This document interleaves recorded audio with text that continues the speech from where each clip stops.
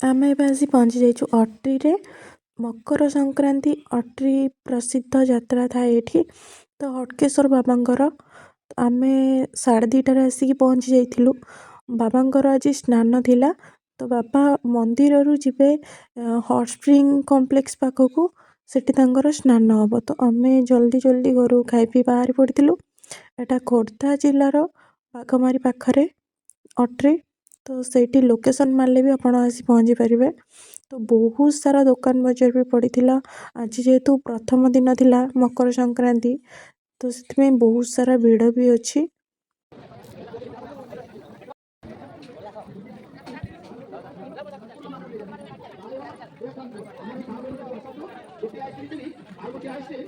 କିଛି ବାଟ ଚାଲିକି ଆସିଲା ପରେ ବାବାଙ୍କର ମନ୍ଦିର ବି ପାଖେଇ ଆସିଥିଲା, ହଟକେଶ୍ୱର ବାବାଙ୍କର ମନ୍ଦିର। ବାବା ଏବେ ବାହାରିବେ ଯିବା ପାଇଁ।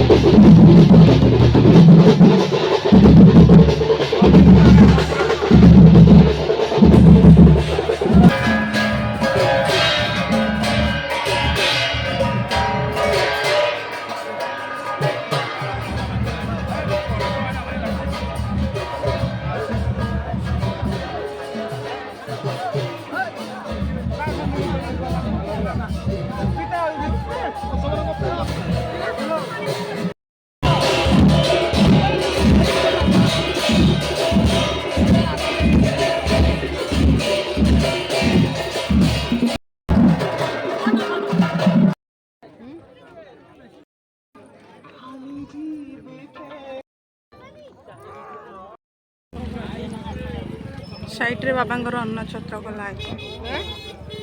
ମୁଁ ଟିକେ ଅନ୍ନଛତ୍ର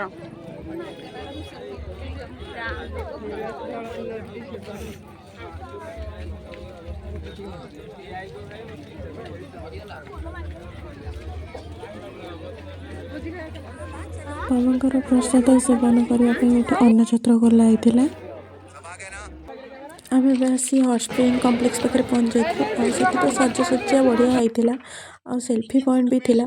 ମୁଁ ଟିକେ କୁଲୁକୁଲୁ ହେଇକିରି ଭିଡ଼ିଓ ଟିକେ ବନେଇଥିଲି।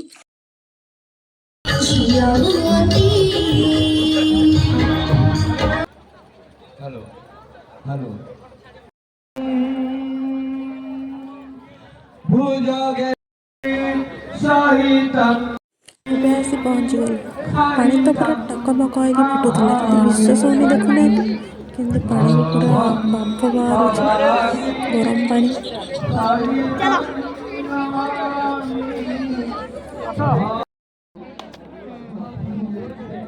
ବିଶ୍ୱାସ ମିଳେ ଭଗବାନ, ତ ସତକୁ ସତ ଏଠି ବିଶ୍ୱାସରେ ଭଗବାନ।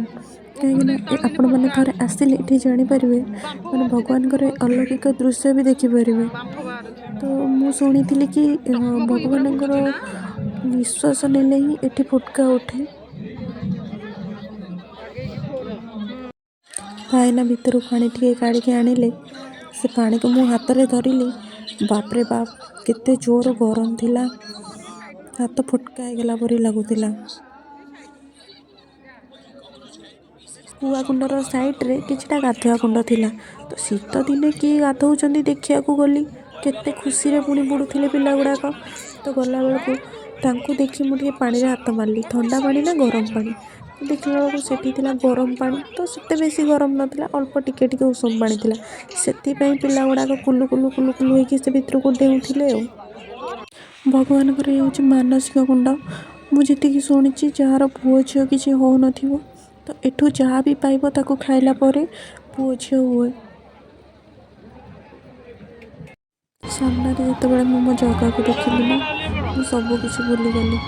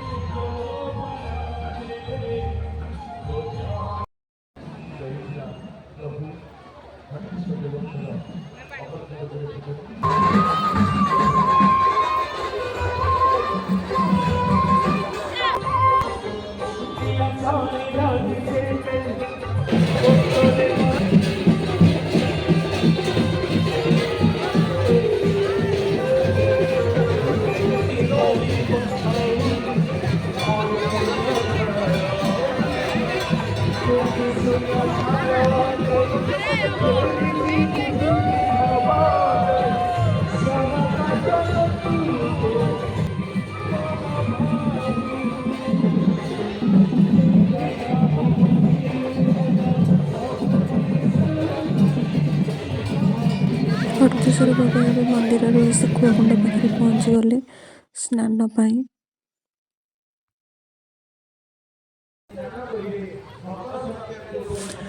ଆମେ ଏବେ ଘରକୁ ଯିବା ପାଇଁ ବାହାରିଲୁ, କାହିଁକିନା ବହୁତ ସାରା ଭିଡ଼ ବି ଆସିଲାଣି, ସନ୍ଧ୍ୟା ଟିକେ ଟିକେ ହେଲାଣି, ମହୋତ୍ସବ ଆରମ୍ଭ ହେବ ବୋଲି।